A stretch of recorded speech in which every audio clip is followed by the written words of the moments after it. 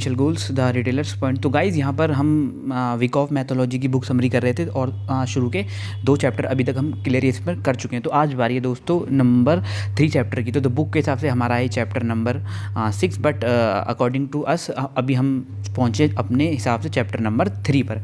तो दोस्तों यहाँ पर विकॉफ मैथोलॉजी हम पढ़ते आ रहे हैं शुरू से। बीच में कुछ गैप हो गया था, मेरा थोड़ा तबीयत ख़राब हो गया था, उस वजह से गैप हो गया था। बट अभी मैं बिल्कुल बहुत जल्दी कोशिश करूँगा, इतना तो कोशिश करूँगा कि रोज़ एक वीडियो तो मैं अपलोड करूं इन ट्रेडिंग बुक समरीज की। तो दोस्तों थोड़ा रिकैप कर लेते हैं विकॉफ मैथोलॉजी। दोस्तों यहाँ पर एक विकॉफ नाम के एक ट्रेडर थे जिन्होंने मार्केट को सॉल्व किया था, और उन्होंने यहाँ पर ये पाया कि इस मैथोलॉजी के द्वारा आप जो बड़े ऑपरेटर जिस तरीके से मार्केट में ट्रेडिंग करते हैं उसको यहाँ पर अगर आपको विकॉफ मैथोलॉजी का तरीका आप पता लग गया तो आप उनको ट्रैक कर सकते हैं और उनके साथ साथ आप भी बहुत बड़ा पैसा यहाँ पर बना सकते हैं। तो इसी को चुनते हुए हमने इस बुक का हमने समराइजेशन स्टार्ट किया। तो 2 चैप्टर ऑलरेडी हम कवर कर चुके हैं। तो दोस्तों अब यहाँ से थोड़ा बुक एडवांस स्टेज पर आने वाला, तो आप अपने आँख नाक कान खुले कर रखना, क्योंकि यहाँ पर अगर आप थोड़ा सा भी अगर वीडियो को स्किप कर दिया, कुछ कर दिया, तो आपके पल्ले कुछ नहीं पड़ने वाला। तो आपको वीडियो बहुत गौर से देखनी पड़ेगी। मैं अपनी तरफ से पूरी कोशिश करूँगा कि एक पॉइंट सिंगल डॉट भी इसका मैं मिस नहीं करूँ और एक एक चीज़ आपको हिंदी में समझाऊँ। बट आपकी भी इतनी जिम्मेदारी बनती है कि आप अगर वीडियो समझ में नहीं आ रहा तो स्किप तो करना ही मत भूल के भी डाउनलोड कर लेना, बाद में देख लेना, वो जो जैसे आप चाहें वैसे कर लेना। बहुत अच्छी तरीके से यहाँ पर मैं आपको बताने वाला हूँ। तो दोस्तों विकॉफ मैथोलॉजी मैंने बता दिया। तो दोस्तों हमारे जो ऑथर साहब है वो बोलते हैं कि जो ये विकॉफ का जो तरीका है ये काफ़ी पुराना है, और ये बोलते हैं हमारा जो मार्केट है, जो हमारा फाइनेंशियल मार्केट है, ये क्या है, एक लिविंग थिंग है। इसमें क्या होता है दोस्तों, इसका जो सिनारियो हमेशा चेंज होता रहता है। मतलब ये हमें आपको पता है कि मार्केट का एक बायर और सेलर का गेम है। तो दोस्तों हमेशा बायर और सेलर एक दिशा में नहीं जा सकते, मार्केट ऊपर नहीं जा सकता, मार्केट एक तरफ नीचे नहीं जा सकता। तो ये गेम है बायर्स और सेलर्स का। तो दोस्तों यहाँ पर आपको ये जानना बहुत ज़रूरी है कि मार्केट हमेशा चेंज होता रहता है। तो ये तो था कॉमन चीज़। अब यहाँ पर मैंने शुरू के 2 चैप्टरों में थोड़ा सा डिस्कस किया था एक्यूमुलेशन और डिस्ट्रीब्यूशन, ठीक है। तो उसी को देखो, अगर आपको स्क्रीन पर एक चार्ट यहाँ पर दिख रहा होगा, ये एक एक्यूमुलेशन का फिगर है और इसमें बताया गया है कि ऑपरेटर किस तरीके से वीक ट्रेडर मतलब रिटेल ट्रेडर, हम जैसे ट्रेडर से स्टॉक्स बाई करता है, एक्यूमुलेट करता है और उसमें किसी भी स्टॉक में ब्रेकआउट देता है और अच्छा पैसा कमाता है। तो जो आपको दोस्तों स्क्रीन पर जो चार्ट यहाँ पर दिख रहा है, इसको अभी ये धीरे धीरे अभी यहाँ पर आपको बताएंगे। उसके बाद ये बहुत एडवांस लेवल पर इसी चार्ट को बहुत अच्छी तरीके से एक्सप्लेन करेंगे बुक के ख़त्म होते होते, ठीक है। तो बहुत चीज़ें आपको इस बुक में सीखने को मिल सकती हैं। तो दोस्तों यहाँ पर हम जो ये चार्ट है, ये हमारा एक्यूमुलेशन को यहाँ पर इन्होंने डिस्क्राइब किया। तो दोस्तों जो अभी नए हैं, जो सीधा चैप्टर 2 पर आ रहे हैं, तो मैं तो रिकमेंड करूँगा पहला और दूसरा चैप्टर देखें। बट एक्यूमुलेशन का मैं आपको हल्की सी परिभाषा बता दूँ वो क्या होती है, ठीक है। तो सिर्फ 1 मिनट, यहाँ पर आपने चार्ट तो देख लिया। ये जो चार्ट है हमारा, 1 मिनट, ये जो हमारा चार्ट है, हाँ, ये हमारा एक्यूमुलेशन को दिखा रहा है कि बड़े ट्रेडर कैसे एक्यूमुलेट करते हैं स्टॉक्स को, ठीक है। तो दोस्तों यहाँ पर बेसिक स्कीम ऑफ एक्यूमुलेशन ये हम पढ़ने वाले हैं, ठीक है। तो दोस्तों यहाँ पर एक्यूमुलेशन की स्कीम या जो एक्यूमुलेशन है उसकी यहाँ पर इन्होंने डेफिनेशन दी है कि ये ऐसी प्रोसेस है जिसमें हमारे लार्ज ऑपरेटर क्या होते हैं, बड़े बड़े ट्रेडर होते हैं, वो ट्रांसफ़र करते हैं स्टॉक्स को रिटेल ट्रेडर मतलब वीक हैंड से स्ट्रॉन्ग हैंड में। स्ट्रॉन्ग हैंड वो बड़े बड़े ऑपरेटर्स को बोल रहे हैं। मतलब ये ऐसी प्रोसेस है जहाँ पर हमारे बड़े ट्रेडर छोटे ट्रेडर से माल को खरीद लेते हैं बहुत सस्ते दामों पे, ठीक है। फिर यहाँ पर जो दोस्तों अभी मैं यहाँ पर आपको एक चीज़ और बता दूँ, जो इस चार्ट में कुछ यहाँ पर आपको टर्म्स दिख रही होंगी वो मैं आपको दिखा देता हूँ। अभी ऐसे हाईलाइट कर दूँ, जैसे CHOC, SC, ST, UA, ST, spring ST, BUC, JC, SOC, ये कुछ यहाँ पर छोटी छोटी टर्म्स हैं। ये यहाँ पर मैं इनको पहले अभी मैं इनके फुल फॉर्म आपको बता देता हूँ। तो दोस्तों मैंने तभी बोला था ये एक जो चैप्टर है थोड़ा सा कॉम्प्लिकेटेड हो सकता है, बट ये आपको समझना बहुत ज़्यादा जरूरी है। जैसे क्रीक हो गया, ठीक है। तो दोस्तों यहाँ पर आप सबको पता है कि अगर मार्केट में एक्यूमुलेशन होगा तो सिंपल वो होगा जब मार्केट डाउन ट्रेंड एक्यूमुलेशन का मतलब है भाई सीधा सीधा जो बड़े ट्रेडर हैं सस्ते दामों पर खरीदेंगे। वो कब होता है, जब बियर मार्केट खत्म होता है। तो ये एक प्रोसेस है। तो हम पहले इनकी एक हल्की जो इनकी फुल फॉर्म है वो एक बार देख लेते हैं क्या किसका क्या मतलब है, ठीक है ना। एक्यूमुलेशन को मैंने बता ही दिया। उसके बाद क्रीक को इन्हें ये डिस्क्राइब कर रहे हैं कि ये क्या रेसिस्टेंस लेवल है एक्यूमुलेशन का, वो मैं आपको बता दूंगा। री एक्यूमुलेटिंग स्ट्रक्चर, ठीक है। CHOC का मतलब है चेंज ऑफ कैरेक्टर, ठीक है। ये हम CHOC का मतलब है चेंज ऑफ कैरेक्टर, वो भी मैं आपको बता दूंगा आगे, ठीक है। फिर जो ये चार्ट है हमारा 5 फेज में डिवाइड हुआ है, आप देख सकते हैं, ठीक है। Phase A, phase B, phase C, phase D और फेज़ E। मतलब कहने का मतलब ये, जब भी बड़ा ऑपरेटर स्टॉक्स को क्या करता है, उसको होल्ड करता है, मतलब एक्यूमुलेट करता है छोटे ट्रेडर से, तो वो 5 फेज़ में होता है, ठीक है। तो ए बी सी डी उन्होंने 5 फेज़ में चार्ट को, कंसोलिडेशन को यहाँ पर क्या कर दिया, डिवाइड कर दिया है दोस्तों। तो यहाँ पर यही अभी इसकी फुल फॉर्म एक बार देख लेते हैं, उसके बाद हम अपना आगे बढ़ते हैं। तो यहाँ पर फेज़ ए के कुछ जो है, जो फेज़ ए के कुछ जो टर्म्स है वो हम देख लेते हैं। जैसे पी एस का मतलब है प्रीमिलरी सपोर्ट, मतलब ये फर्स्ट अटैम्प्ट था, वो भी मैं आपको बता दूँगा। एस सी का मतलब सेलिंग क्लाइमैक्स, ए आर का मतलब है ऑटोमेटिक रैली, और एस टी का मतलब secondary test of level supply in relation to the climate, वो भी मैं आपको बता दूंगा। फिर फेज बी जो दूसरा फेज आता है, उसमें यूए का मतलब है upper up thrust action, temporary breakout होता है, फिर मार्केट हमारा दोबारा से अपने रेंज में आ जाता है। एसटी का मतलब सेकेंडरी टेस्ट ऑफ वीकनेस, ये जो एलपीएस, ये सब मैं आपको यहाँ पर बता दूंगा एक बार एसओएस, ठीक है। चलो हम अब चार्ट को ही देखते हैं और इन चीज़ों को मैं आपको क्लियर करता हूँ दोस्तों। अभी हम यहाँ पर अपने चार्ट पर आ चुके हैं। तो दोस्तों यहाँ पर ये एक्यूमुलेशन का इन्होंने दिखाया, तो अब मैं यहाँ पर आपको एक एक टर्म बताऊंगा, तो आप इस थोड़ा गौर से देखना, ठीक है। देखो एक्यूमुलेट कब होगा, जब मार्केट हमारा एक बियरिश ट्रेंड में होगा, बियरिश ट्रेंड में होगा, तब हमारा मार्केट स्टॉक्स हमारे सस्ते होते, तब हमारा एक्यूमुलेशन प्रोसेस होती है, ये आप सबको यहाँ पर पता है। तो दोस्तों अब यहाँ पर सबसे पहले क्या होता है, मार्केट हमारा गिरता है, ठीक है। मार्केट हमारा गिरता है, उसके बाद जो मार्केट गिरेगा कहीं ना कहीं तो रुकेगा दोस्तों। तो जो पहला हॉल्ट लिया है यहाँ पर, जो पहला हॉल्ट होता है, हॉल्ट लेता है मार्केट गिरते गिरते, तो उसको बोलते हैं हम पीएस, जो कि मैंने एरो भी किया है, उसको बोलते हैं प्रीमिलरी सपोर्ट। कहने का मतलब ये पहला सपोर्ट होता है, ये मार्केट को रोकने की कोशिश करता है और ये हमेशा फेल होता है। ये 1000% ऐसा होगा, जब जहाँ गिरते गिरते मार्केट रुकेगा, वहाँ से कभी भी वी शेप रिकवरी तो आने की संभावना बहुत कम होती है। तो पहला जो सपोर्ट होगा, वहाँ पर मार्केट 100% यहाँ पर रुकने वाला है दोस्तों, ठीक है। और जैसे ही रुकेगा, उसके बाद वो हमेशा सपोर्ट हमेशा फेल होगा, मतलब पहला सपोर्ट जहाँ पे रुका मार्केट, वो सपोर्ट टूटने टूटना, मतलब मार्केट थोड़ा ऊपर जाएगा, मान लो गिरते हुए ऐसे रुका, हल्का सा ऊपर जाएगा और फिर वो उसको ब्रेक कर देगा, ठीक है। तो ये क्लियर होगा कि भाई हमारा पीएस का मतलब है प्रीलिमिनरी सपोर्ट, और ये हमेशा क्या होता है, ये हमेशा ब्रेक होता है दोस्तों। उसके बाद हमारा मार्केट उस सपोर्ट को ब्रेक करने के बाद आता है नीचे ऐसी। तो दोस्तों यहाँ पर हमारा सी एच काम करता है, मतलब चेंज ऑफ कैरेक्टरिस्टिक। अब कहने का मतलब ये, अब यहाँ पर क्या हमारे मार्केट की कैरेक्टरिस्टिक चेंज हो गई, कैसे, मतलब मार्केट हमारा बियरिश ट्रेंड में था अब तक, और यहाँ पर इस सपोर्ट को ब्रेक करने के बाद और एक यहाँ पर एससी के बाद यहाँ पर क्या हो गया, मार्केट अब हमारा प्रवेश कर रहा है कंसोलिडेशन फेज में, मतलब एक्यूमुलेशन फेज में। तो यहाँ पर मार्केट की कैरेक्टरिस्टिक चेंज हो चुकी है, बियरिश से वो हो चुका है कंसोलिडेशन जोन में और एक्यूमुलेशन जोन में, ये हमारा हो गया। अभी हम फेज ए को दोस्तों डिस्क्राइब कर रहे हैं। तो दोस्तों अब इस एससी का क्या मतलब, वो मैं आपको बताता हूँ। इसका मतलब सेलिंग क्लाइमैक्स, कहने का मतलब मार्केट नीचे आएगा, और यहाँ पर क्या होगा, जब मार्केट नीचे आएगा तो जो हमारे रिटेल ट्रेडर हैं वो घबराएंगे, पैनिक होंगे, और वो अपने माल को बेचेंगे और उनसे हमारा ऑपरेटर खरीदेगा दोस्तों, ठीक है।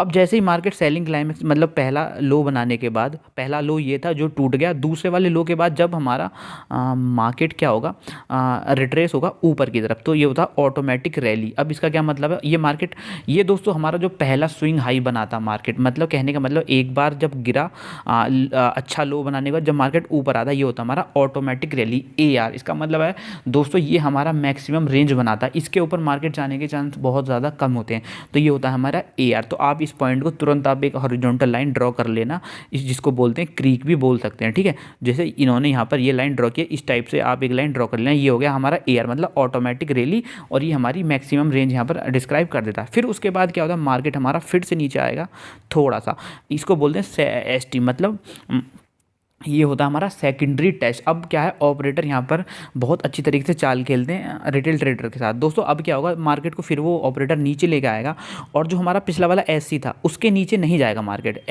सेलिंग क्लाइमैक्स जो था हमारा पहला उसने लो बनाया था उसके नीचे नहीं जाएगा, और उसके ऊपर से ही मार्केट ऊपर की तरफ रिट्रेस हो जाएगा। तो ये यहाँ पर क्या करता है, ऑपरेटर हमारा मार्केट को नीचे लाता है, तो वो चेक करने के लिए क्या, वो इसलिए नीचे लाता है कि जो बच्चे कुछ हमारे रिटेल ट्रेडर हैं वो इसमें और पैसा यहाँ पर वो डरें और अपना जो सौदे को स्क्वायर ऑफ कर दें, तो वो मार्केट को नीचे लाएगा। बट बहुत कम चांस है कि वो पहला वाला जो लो बना है एससी, जिसको सेलिंग क्लाइमैक्स बोला जाता है, उसको यहाँ पर उसके नीचे नहीं जाएगा मोस्ट ऑफ टाइम। उसके बाद दोस्तों क्या होगा, ये भी मैं आपको बता दूं। अब जैसे ही हमारा मार्केट हमारा एसटी ये टेस्ट करेंगे, सेकेंडरी टेस्ट करेंगे, सप्लाई को टेस्ट करेंगे, उसके बाद मार्केट फिर ए को और ऊपर जाएगा और हमारा फेज़ ए, उसके बाद हम मार्केट हमारा जो हमारी ऑटोमेटिक रेंज है उसको एक ना एक बार ब्रेक ज़रूर करेगा। बट आप उनको टेंशन लेने की ज़रूरत नहीं, ना ही आपको उस टाइम में बाई करना है, क्योंकि मार्केट हमारा वो बनाएगा अपर एरिया, जो ये वाला हमारा यू ए है। ये इसको इसलिए बोला गया है क्योंकि हमारा जो ए आर को ऊपर चला जाएगा हमारा यू ए, और वो मार्केट ऊपर जाने के बाद फिर दोबारा से उसी रेंज में घुस जाएगा, जैसे कि आप देख रहे हैं, ठीक है ना।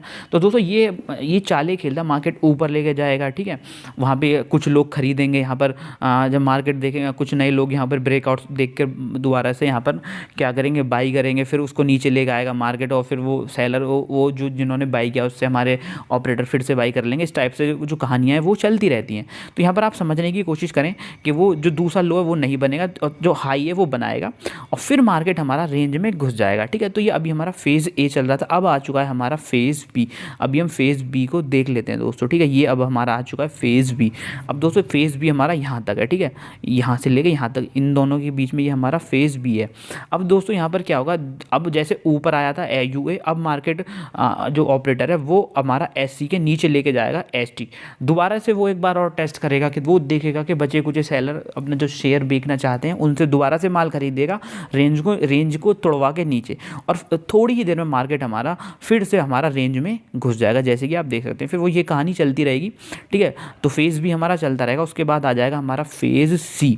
फेज़ सी में क्या होगा दोस्तों, यहाँ पर जैसे कि आपको ये हमारा फेज़ सी इतना छोटा सा है बस, ठीक है, ये इन दो एरोज़ के बीच में है, ये हमारा फेज़। अभी फिर एक बार और ऑपरेटर क्या करेगा, स्प्रिंग करेगा, एक और बार टेस्ट करेगा, मतलब कम से कम 2 बार तो कम मिनिमम टेस्ट करेगा ही करेगा, पेशेंस को टेस्ट करेगा, और वो फिर से दोबारा से रेंज को ब्रेक कराएगा, उसको बोलेंगे स्प्रिंग, और वो मार्केट से फिर से मार्केट दोबारा से रेंज में घुस जाएगा। मतलब देखिए पहले फेज़ में हमारा मार्केट की कैरेक्टरिस्टिक चेंज हुई, फेज़ बी में थोड़ा ड्रामा करा, रेंज को थोड़ा फिर अंदर गया ऊपर की तरफ, रेंज थोड़ा फिर नीचे गया।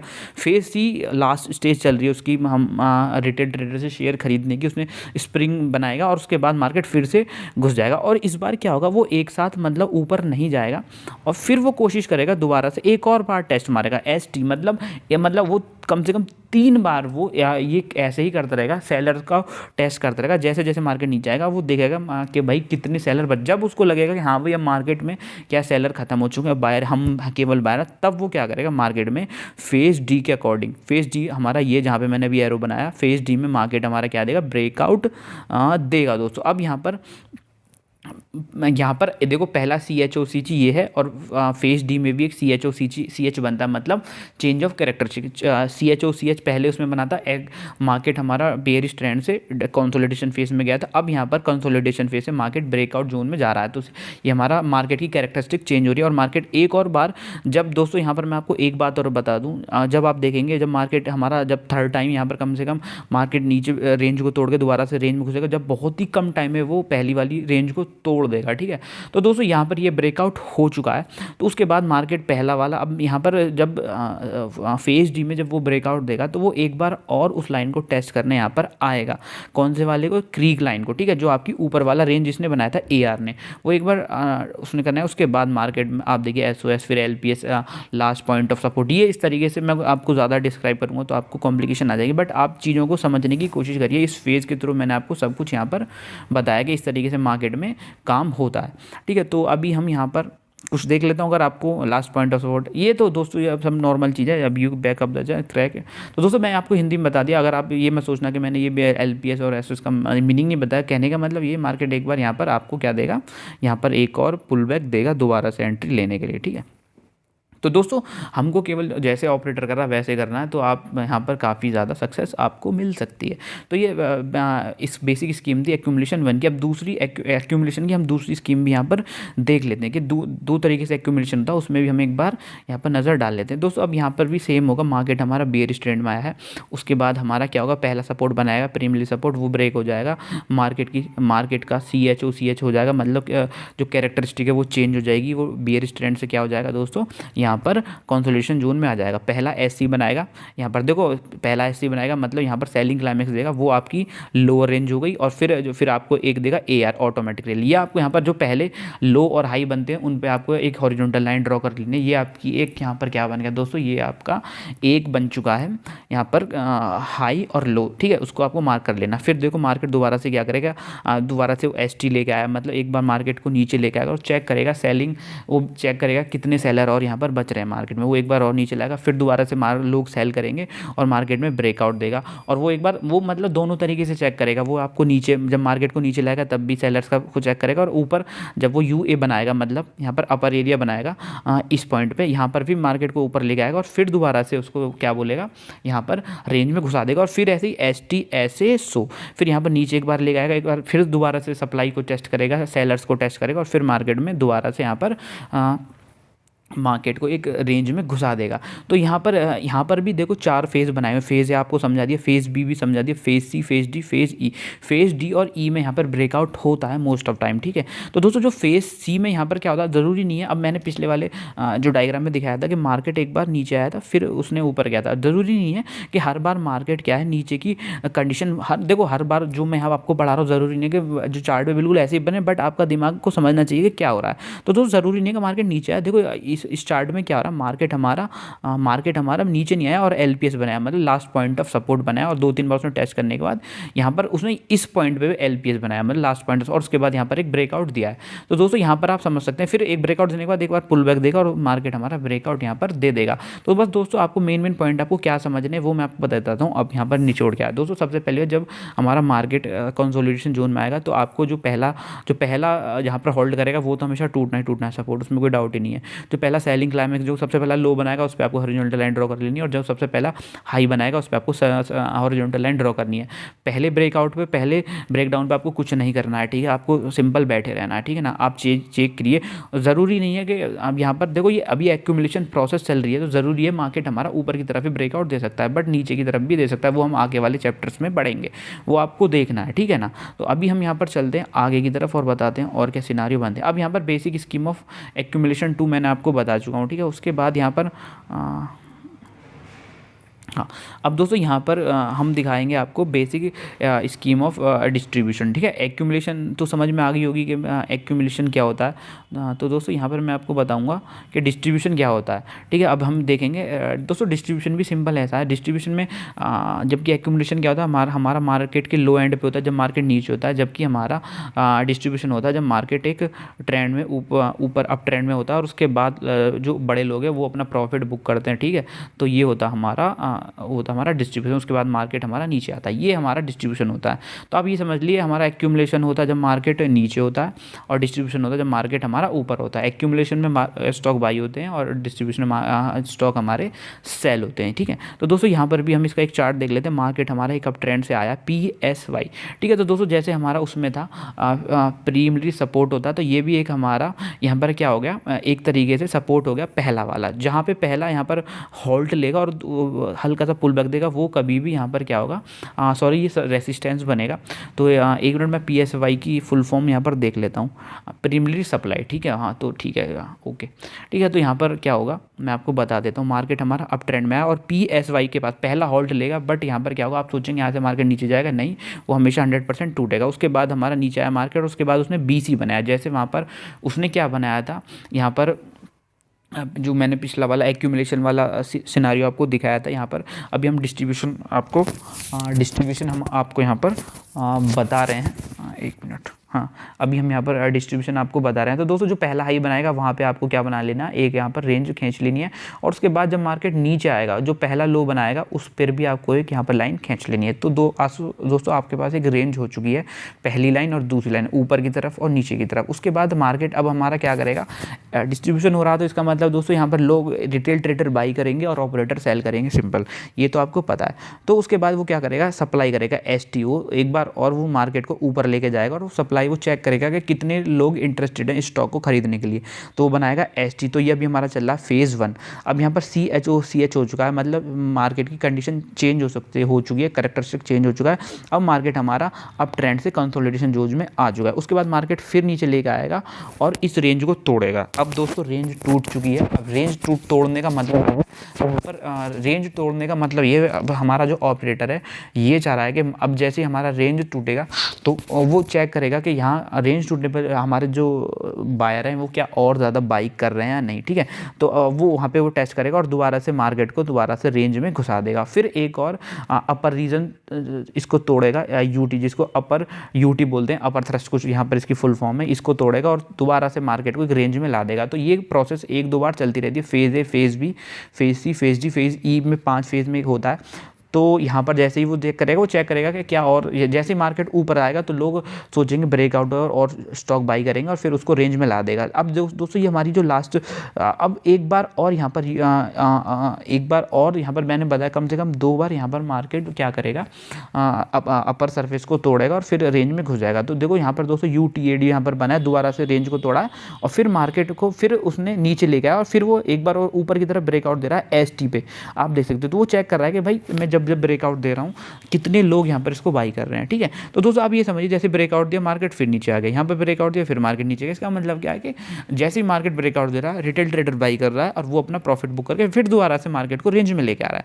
उसके बाद यहाँ पर आप देख सकते हैं लास्ट फेज में CH हो चुका है, मतलब यहाँ पर आप देखिए दूसरी बार में मार्केट हमारा नीचे वाली रेंज को तोड़ चुका है और लास्ट पॉइंट ऑफ सप्लाई यहाँ पर ये चेक करेगा और देखेगा कितने यहाँ पर एक बार ब्रेक करेगा और फिर दोबारा से इसको रेंज में घुसाने की कोशिश करेगा, बट पूरी तरीके से रेंज में नहीं घुसा, यहाँ पर आप देख सकते हैं। उसके बाद मार्केट हमारा फिर से नीचे आ चुका है। तो दोस्तों आप तैयार हो जाइए यहाँ पर, या तो आपके पास अगर कोई शेयर पड़ा तो आप निकाल देना, या यहाँ पर आप सेल की पोजीशन भी ले सकते हैं, क्योंकि यहाँ पर मार्केट की कैरेक्टरिस्टिक चेंज हो चुकी है।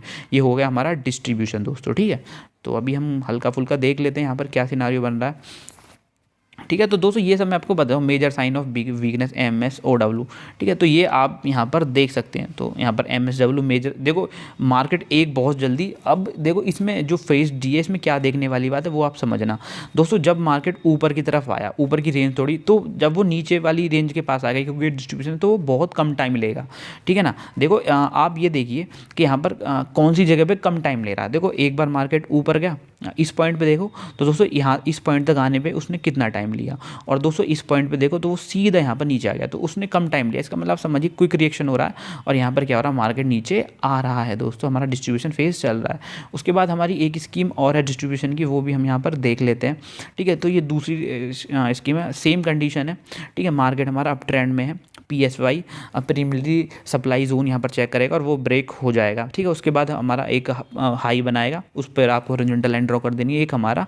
फिर लो बनाएगा जिसको बोलते हैं ऑटोमेटिक रैली, मतलब नीचे लेके आएगा मार्केट को हमारा ऑपरेटर चेक करने के लिए कि कितने यहाँ पर बायर्स हैं या सेलर्स हैं, ठीक है। उसके बाद वो आप उसमें लाइन ड्रॉ कर दीजिए, फिर एक ऊपर की तरफ डालेगा ST, वो करेगा सप्लाई टेस्ट, सेलर को टेस्ट करेगा, वो चेक करेगा मार्केट ऊपर जाने पर कितने लोग यहाँ पर बाई कर रहे हैं। उसके बाद फिर एक मेजर साइन ऑफ वीकनेस दिखाएगा मार्केट में, ठीक है, MSOW जिसको बोलते हैं। ये मार्केट नीचे आएगा और रेंज को तोड़ के नीचे आएगा, पर थोड़ी देर में मार्केट हमारा रेंज में घुस जाएगा। फिर एक बार ऊपर की तरफ भी यहाँ पर क्या करेगा, मार्केट ब्रेकआउट देने की कोशिश करेगा और उसके बाद भी मार्केट हमारा रेंज में घुस जाएगा।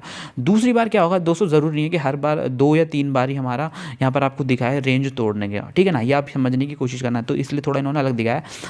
थर्ड में क्या हुआ, इन्होंने एक ही बार यहाँ पर दिखाया, और जो लास्ट फेज है उसमें क्या हमारा last point of supply ILPSY, एक बार यहाँ पर उसने ब्रेक दिया ऊपर की तरफ और फिर उसको लगा कि भाई अब यहाँ पर क्या है, लोग ज़्यादा खरीद नहीं रहे, सीधी बात है, तो वो अपना क्या करेगा, मार्केट को निकालने लग जाएगा, ठीक है। और यहाँ पर आप देख सकते हैं major sign of weakness, change of characteristic हो चुका है और मार्केट हमारा नीचे आ चुका, बहुत जल्दी नीचे आ जाएगा लास्ट पॉइंट ऑफ सप्लाई। यहाँ पर आप देख सकते हैं कुछ इस सिनारियो बन रहे हैं। तो दोस्तों अभी तो मैं आपको ऐसे ही बता रहा हूँ, बट जैसे जैसे आप बुक में चलोगे ना तो इसका रिलेशन आपको ट्रेंड लाइन से और इस वॉल्यूम से, ये सब मैं आपको यहाँ पर बताने वाला हूँ, ठीक है, कोई प्रॉब्लम नहीं है दोस्तों।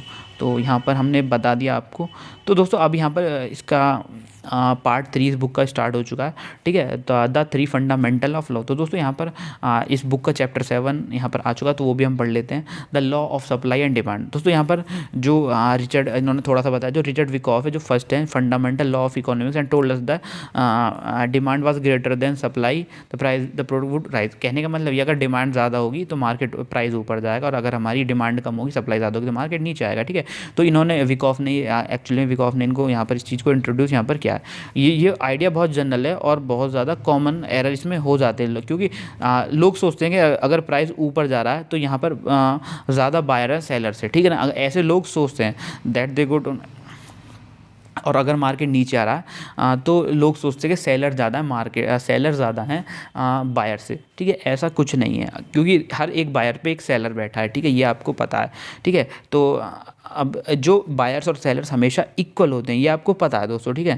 तो अगर कोई बेच रहा है तो कोई खरीद भी रहा है, तो ये बिल्कुल एक कोरी बकवास है कि अगर बायर्स ज़्यादा है तो मार्केट ऊपर जाएगा, सेलर ज़्यादा है तो नीचे नहीं जाएगा। सारा खेल है प्राइस का।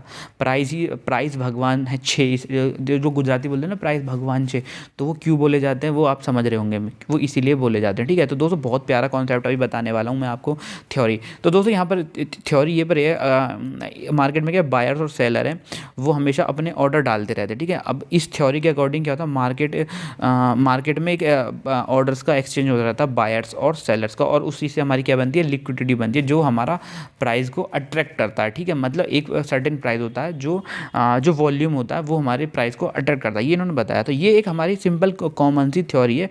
अब क्या हो रहा है दोस्तों, जो जनरल एक्सेप्टेड थ्योरी वो है कि जब सेलर अपना प्लेस ऑर्डर डालते हैं, ठीक है, तो वो आता है किसमें, आस्क कॉलम में। अगर आपने मार्केट डेप्थ चेक करी होगी, जब कोई सेलर ऑर्डर डालता है तो वो क्या आता है, वो आस्क कॉलम में डालता है, ठीक है। और जब कोई बायर यहाँ पर ऑर्डर डाल रहा है तो वो किस में आता है, बिड कॉलम में। ये तो आपने देखा होगा, बिड और आस्क, यहाँ पर सेलर ऑर्डर डालेगा तो क्या आएगा, आस्क में, और बायर ऑर्डर डालेगा तो किसमें आएगा, बाई में। ये तो हमने देखा, ये बहुत कॉमन सी चीज़ है, आपको पता होना चाहिए, ठीक है। और इसी से भाई लोगों का दोस्तों जो प्राइस है वो मूव यहाँ पर करता है। अब यहाँ पर ये चीज़ हमको लिक्विडिटी प्रोवाइड करती है मार्केट में, ठीक है। तो दोस्तों यहाँ पर देखो कुछ इस टाइप से आपको दिखेगा। यहाँ पर जब भी आप अपने ब्रोकर का आप चेक करेंगे तो आप यहाँ पर देखेंगे कि ये यहाँ पर सेलर ने यहाँ पर अपने ऑर्डर डाले हुए हैं, और यहाँ पर बायर ने यहाँ पर ऑर्डर यहाँ पर डाले हुए हैं। तो ये हमारा बिड में दिखाता है, ये हमारा आस्क में दिखाता है, ठीक है। तो जो भी आप बाई के ऑर्डर डालोगे वो बिड में आएंगे, ये वाले, और यहाँ पर जो आप सेल के ऑर्डर डालोगे वो आस्क में आएंगे। सिंपल, ये तो आपने यहाँ पर चेक किया होगा। तो दोस्तों बहुत ही कमाल का कॉन्सेप्ट मैं यहाँ पर आपको बताने वाला हूँ, ठीक है ना। क्योंकि आपको किसी ने मुझसे कमेंट में पूछा था कि सर मार्केट डेप्थ का भी आप एक वीडियो बनाना, तो इसको अभी तो मैं बुक के हिसाब से बता रहा हूँ, फिर मैं आपको एक डिटेल में यहाँ पर बनाऊँगा, ठीक है। तो दोस्तों ये हमारा बता रहे हैं कि जो हमारी टर्म है सप्लाई और डिमांड की, वो क्या है, बिड और आस्क के कॉलम से चलती है, ठीक है। जब क्या होता है, जब ये बोलते हैं कि जब एक ऑपरेटर इनिशिएट लेता है तो बिड कॉलम अग्रेसिव, हाँ अच्छा, इन्होंने जो सेलर, ठीक है। तो अब यहाँ पर समझिए, अब मान के चलिए कोई ऑपरेटर है, उसने क्या किया, बिड के कॉलम को यहाँ पर उसने is known as a seller. अच्छा, अब दोस्तों यहाँ पर एक बहुत ही इन्होंने कॉमन है, बहुत अच्छे कॉन्सेप्ट यहाँ पर बताया है, ठीक है। तो आप इसको ज़रा ध्यान में देना। अब दोस्तों मैं आपको एक बात बताता हूँ, चलो पीछे चलता हूँ। दोस्तों यहाँ पर हमारे ऑथर साहब बता रहे हैं कि दोस्तों एक बात बताइए, अगर यहाँ पर एक मिनट बताइए कि अगर मार्केट हमारा यहाँ पर इसके ऑर्डर ज़्यादा है, मतलब आस्क वाले ऑर्डर ज़्यादा हैं और बिड वाले ऑर्डर हमारे हैं कम, तो दोस्तों क्या होगा, आप ये समझिए। अगर मान लो हमारा क्या हो रहा है कि हमारे बिड वाले ऑर्डर तो कम हैं और आस्क वाले ऑर्डर ज़्यादा है, तो उसमें क्या होगा, तो इसका मतलब ये कि ऑपरेटर सेल कर रहा है आपको, ठीक है। तो अब इन्होंने यहाँ पर एक बहुत प्यारा सा कॉन्सेप्ट बताया, वो भी मैं आपको देख लेता हूँ। While when a operator take the initiative and goes the bid column to execute an aggressive order, he is known as a seller, and when he goes to the ask column he is a okay sorry, देखो my mistake, यहाँ पर मैं आपको थोड़ा सा चूक कर गया। तो दोस्तों इन्होंने एक कॉन्सेप्ट बताया कि अगर कोई ऑपरेटर, देखो नॉर्मल ट्रेडर की मैं बात नहीं कर रहा, मैं एक ऑपरेटर की बात कर रहा हूँ, ठीक है। तो अगर दोस्तों यहाँ पर क्या हो रहा है कि मान लो क्या होता है कि आपने अपनी मार्केट डेप्थ ओपन की और आपने देखा कि भाई आस्क में बिड में क्या है, किसी ने बहुत ज़्यादा अग्रेसिवली ऑर्डर डाले हुए हैं, मतलब बाइंग के ऑर्डर यहाँ पर डाले हुए हैं। आप ये देखना, ठीक है ना। अगर मान लो किसी ने बहुत ज़्यादा एग्रेसिव तरीके से बाइंग के ऑर्डर डाले तो उसको हम एज ए ट्रीट करेंगे सेलर, ठीक है। ये कॉन्सेप्ट थोड़ा इन्होंने अलग बताया। और यहाँ पर किसी ने मान लो क्या आस्क के कॉलम में बहुत ज़्यादा अग्रेसिवली ऑर्डर डाले हो तो उसको हम ट्रीट करेंगे एज ए बायर। ठीक है, अब ये क्यों उन्होंने बताया वो हम आगे चल के बताएंगे। अभी तक इस बुक के हिसाब से यही ये बता रहे हैं कि देखो, जब operator take the initiative goes the bid column to execute an aggressive order, he is known as a seller. ठीक है, और when he goes to the ask column he is known as a buyer. अब यहाँ पर क्या कहना चाह रहे हैं वो हम आगे पढ़ते हैं। ऑल दिस इज मेरे फॉर्मूला मोड। ओके, अब यहाँ पर पैसिव ऑर्डर, अब इन्होंने कुछ यहाँ पर इनका कुछ अलग थ्योरी वो मैं आपको बताऊंगा। जो passive order represent only intention, जो पैसिव ऑर्डर होते हैं मतलब यहाँ पर जो नॉर्मल ऑर्डर होते हैं वो इंटेंशन बताते हैं। They have capacity to stop a movement but not the capacity to market move, this required initiative. दोस्तों इन्होंने एक बहुत अच्छी चीज़ बताई है, पैसिव ऑर्डर और इनिशिएटिव ऑर्डर। दोस्तों पैसिव ऑर्डर इन्होंने बताया है, जो नॉर्मल रिटेलर बोलते हैं कि अगर पैसिव ऑर्डर डाल रहे हैं तो वो मार्केट के मूवमेंट को रोक सकते हैं, बट जो इनिशिएटिव ऑर्डर होते हैं, जो हमारा ऑपरेटर डालते हैं, वो मार्केट को क्या करते हैं, मूव कराते हैं। ठीक है, अब यहाँ पर इन्होंने इनिशिएटिव और यहाँ पर इनिशिएटिव और एक मिनट, हाँ, तो इन्होंने यहाँ पर इनिशिएटिव अब इन्होंने ये यहाँ पर बता रहे प्राइस शिफ्ट के बारे में ओ गया 229 मिनट की यहाँ पर वीडियो हो चुकी है। तो दोस्तों मैं यहाँ पे वीडियो को ख़त्म कर रहा हूँ और कल मतलब आज 19 है 20 को मैं इस कॉन्सेप्ट पर वीडियो लेके आऊँगा। इसी यहीं से हम आगे पढ़ेंगे और बहुत ही मज़ेदार यहाँ पर ये होने वाला है, तो आप देख सकते हैं। तो हम कल यहीं से इस बुक को आगे चलेंगे। और मैं थोड़ा सा इसमें मेरे को खुद भी यहाँ पर डाउट आ गया कि ये क्यों ऐसा बोल रहे हैं कि अगर ऑपरेटर यहाँ पर अगर किसी ने बाइंग के ऑर्डर ज़्यादा डाले हुए हैं तो वो उसको हम एज ए सेलर ट्रीट करेंगे। तो मैं इस पर और ज़्यादा रिसर्च करके आपको कल बताऊंगा। हाँ, मैं मिस्टेक भी कर सकता हूँ, तो अभी इसलिए मैं आगे नहीं बता रहा हूँ। मैं इसके ऊपर थोड़ा और काम करूँगा। जैसे जैसे हम इस बुक को आगे बढ़ेंगे तो ये डाउट भी क्लियर हो जाएगा। इन्होंने बोला अगर सेलर आस्क में सेलर ज़्यादा है, तो एक बार और हम पढ़ लेते हैं। एक मिनट, हाँ, इन्होंने सीधा सीधा बोला है कि when a operator take the initiative and goes the bid column to execute an aggressive order, he is known as a seller. तो दोस्तों ये बोल रहे हैं अगर बिड वाले कॉलम में अगर कोई ऑपरेटर आ गया और उसने बहुत ज़ोरदार यहाँ पर ऑर्डर डाले हुए हैं तो उसको इनिशिएट बोलेंगे मार्केट को मूव करने का, और उसको बोलेंगे he is known as a seller, and when he goes to the ask column he is known as a buyer. तो इसको मैं इन लाइंस को मैं यहाँ पर आपको नेक्स्ट वीडियो में क्लियर करूँगा। ठीक है, अगर गलती होगी तो माफ़ कर देना। मैं इसको बिल्कुल हाईलाइट कर दिया और मैं इस पर रिसर्च करने वाला हूँ दोस्तों। अभी के लिए वीडियो खत्म कर दूँ। बाय दोस्तों, बाय, जय हिंद।